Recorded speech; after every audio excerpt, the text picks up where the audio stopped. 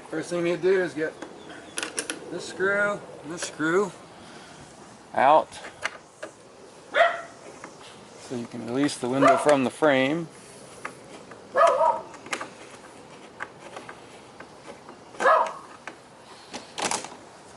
I like to hold it up with my head, take the screw out, and the other side.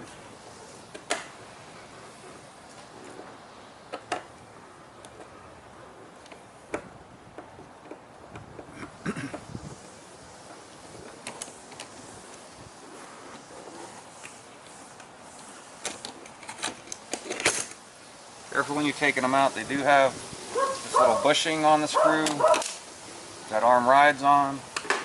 And take the window out, just need to lift it up. Now, what we plan to do is make this window look like. First thing, start working on the gasket on the outside, getting that all off. Basically scraping and cleaning until it's all nice and clean. We'll also be removing these rivets. All these rivets here are for holding the hinge on. We'll be taking those off as well. You could actually leave one side hang on if you wished, but it's easier actually to work on the frame when it's all the way up, when that hinge is off completely. This frame is going to split here, one side that way, one side this way. As you see, it's it's basically two pieces, two halves of a frame.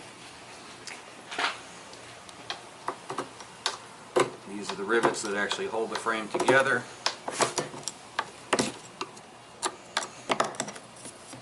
Clean them up a little bit so you can see them. And what we'll be doing is center punching those and removing those rivets so that we can split this frame in half.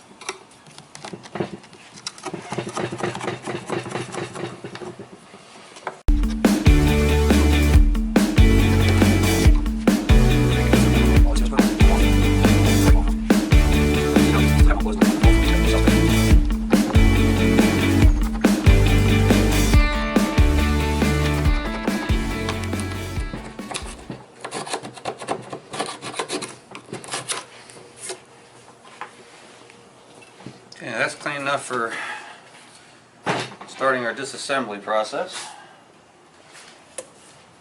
Now, we're saying those two rivets, and those two rivets, and all these rivets need to be removed. For that, you're going to use your drill and your 1/8 inch bit.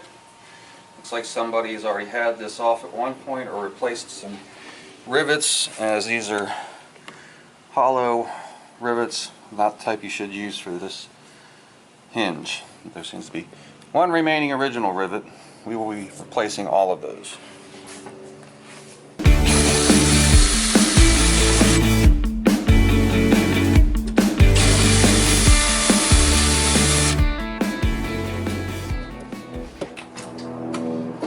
For the original rivets, you just want to center punch these.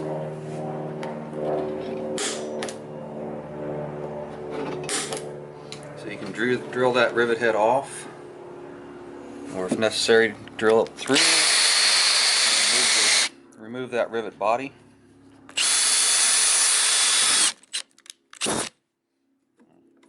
I went further than you really want to go on those, but it's out.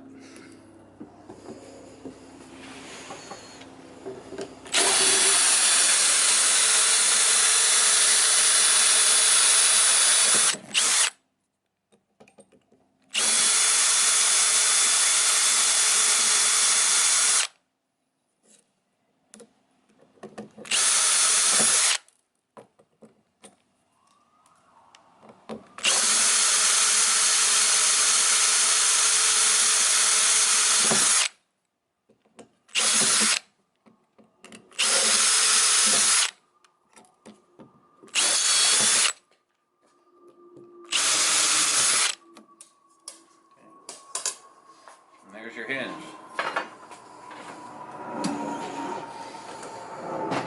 Let's take out rivets from one side of the frame.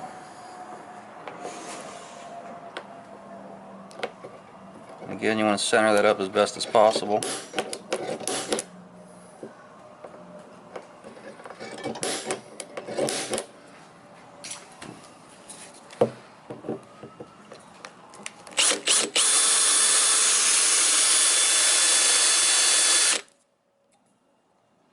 You don't want to make these holes any bigger than they are. Drill down into it about halfway. And we'll see if we can punch those out.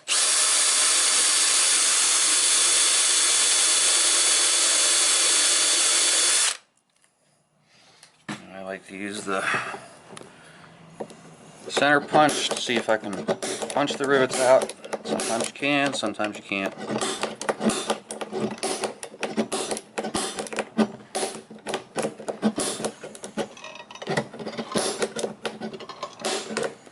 Nope, neither one of those is coming out. So drill through.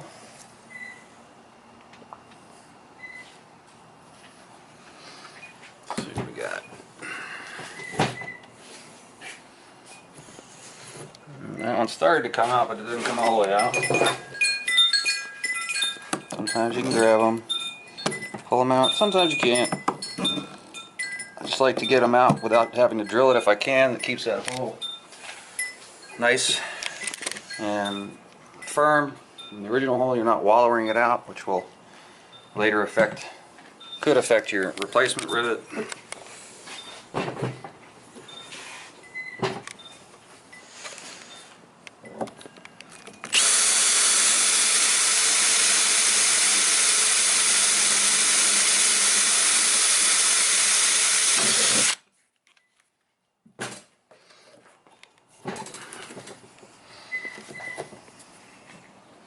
You see there's a little piece of that rivet left there. See if we can get it, or possibly hit it with a scraper and get it out.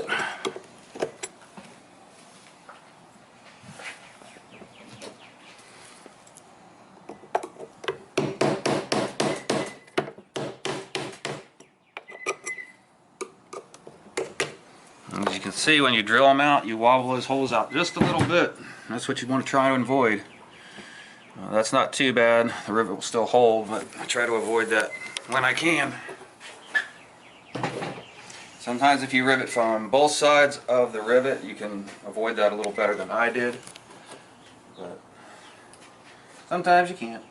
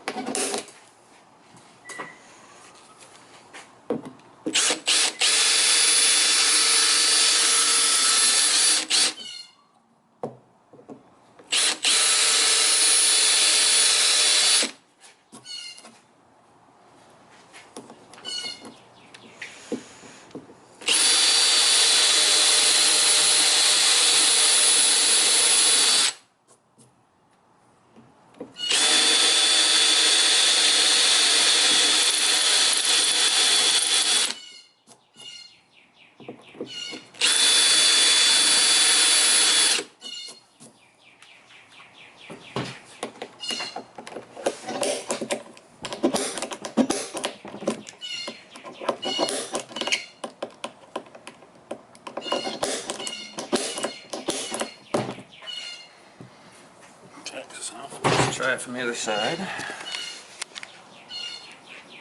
Center punch these.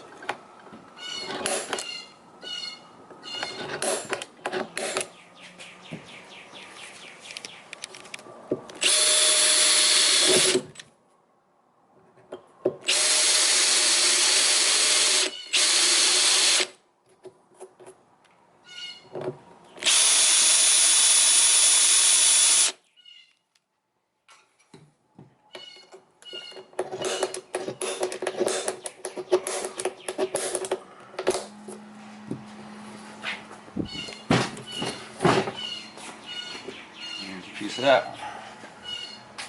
Alright, so now nothing is holding these two frames together at this point, except for 20 odd years of gunk. Yeah, this is where the fun part comes in. Sure you get to use a sledgehammer. Yes, a sledgehammer on a window. It doesn't sound like it's right, but that's what you do. Basically, you want to take a 2x4, lay it in there on the edge of the frame. Most of the time, we'll see how it works on this one. Most of the time, the bottoms will not come apart. The tops will come apart. Reason for that is the steel bar that's in here joining these two pieces of frame together corrodes in the bottom because it sits in the water. It has water sitting on it more often than not. And the tops, of course, stay dry, so they tend to come apart fairly easy. So we'll start on our bottom one here. Give it a good whack. Nothing. Let's go to our top. And you can already see the top actually already started separating just from the hit on the bottom. And there you go. So you can give the bottom a couple more whacks. And yes, it does bend this over, and you'll have to straighten this back out once you have the frame all back together. It's kind of inevitable. Alright. Show you a little trick that I've been doing. See if it works on this one or not. This one's not really that loose. I'm going to have to beat that one a little bit more. If you can get this top apart and separated from the bar, you can literally take the frame and it has enough give in it to where you can twist it and come up here and actually get the glass out with this bottom still connected. Then you can work on just wrestling that bottom connection apart. Stand on it and move it back and forth and lubricate it. And that's basically how you get it done.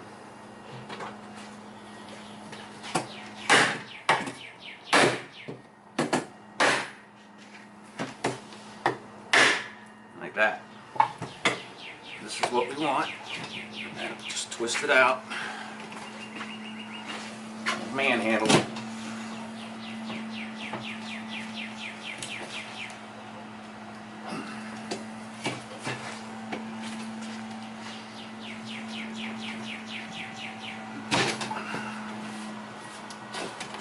There's the glasses out.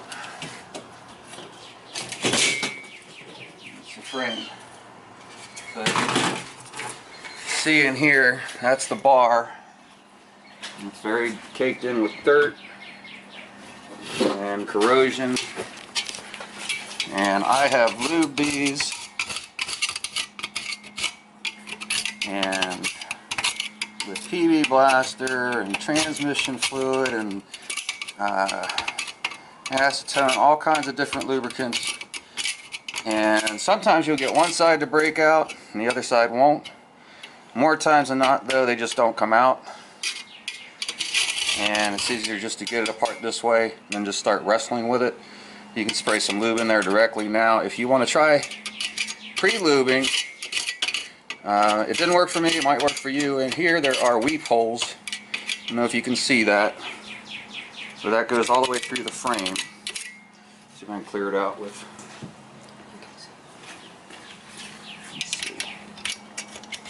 I can't really clear it. Okay, so you see that weep hole right there. If you come in from when the window's assembled, if you come in, there's the weep hole. Is that the weep hole? Yeah.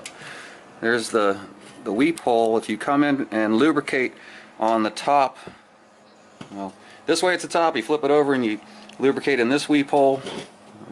Where is it? That weep hole. Yeah, sorry. Alright, so if you spray lubricant into this weep hole, when the window is assembled, you can get the penetration to sit down on that bar, and you can do the same on this side. It didn't really work well for me. I just got to the point where I manhandle them apart, and once I have it out this way, if I need to, I can even drive. Usually I'm able to get one side out, and the bar will stay stuck in another side. Then I'm able to take it in on my vise and just lay this on top of my vise and take a cold chisel and drive the remaining portion of that steel joining piece out of the frame. But set that aside for a moment. We're going to clean that up later. You got your window. This is 76 double pane curved glass window. First thing you're going to do is take off the old vinyl. I guess if you wanted to try and clean these up and reuse them, you probably could, but this one's not too bad, but it is actually stiff on the bottom. They tend to get stiff and dried out. Not really worth your time to mess with. We're going to be putting replacement vinyl in there anyhow. And now, just to split these two pieces of glass apart, you're going to need a razor knife. It's going to go in on an edge. And the best way to do it is keep your blade towards the bottom glass, the inside of the bottom glass. So you can use that as a guide and just pull it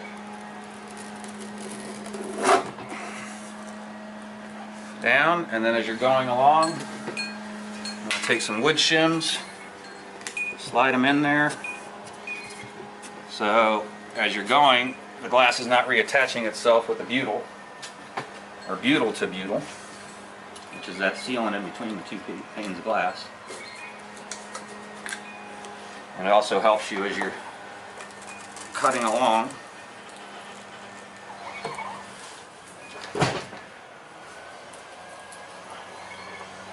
This is the messy part, especially once you get these two apart.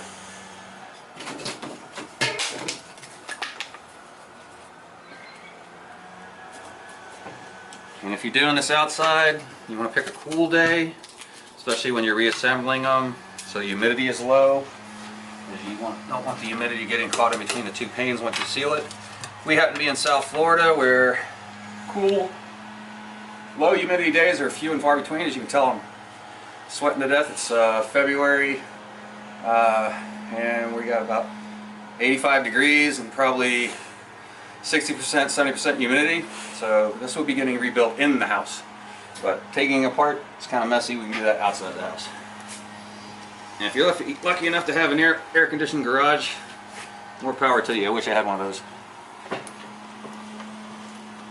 So does your wife.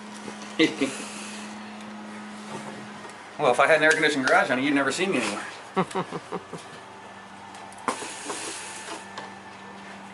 Considering some of your projects, it might not necessarily be a bad thing.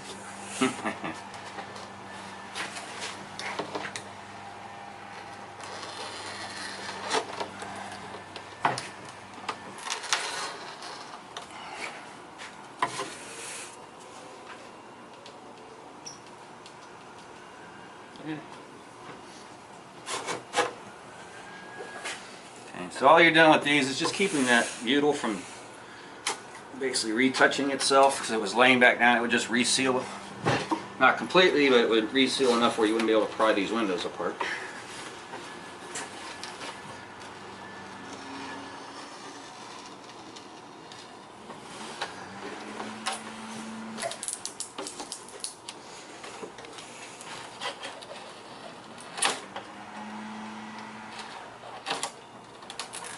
And there we go.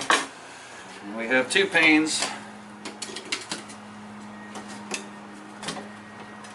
See how sticky this stuff is. And there's the tint that makes it look horrible. But I guess you can't expect tint to last that long. Okay. So this is our inside pane. We have a PPG marker on it. And the outside pane should have the same. But right now, set this line aside. Start removing that gunk from that one. Go. Basically now it's just cleanup time. Start with a razor scraper. Get under the butyl. Get underneath it. Pull it up. You're going to have to do this a couple of times to get it all off.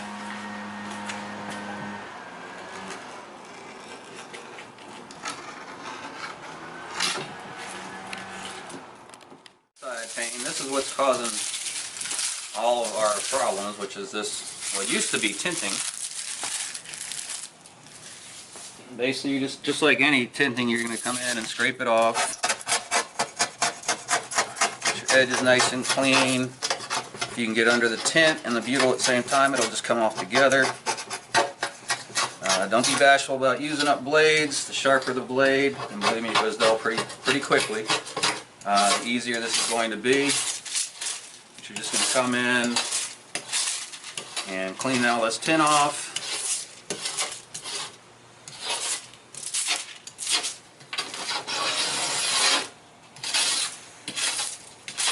And revealing a nice see-through window. This is what we all want, right? Windows we can actually see.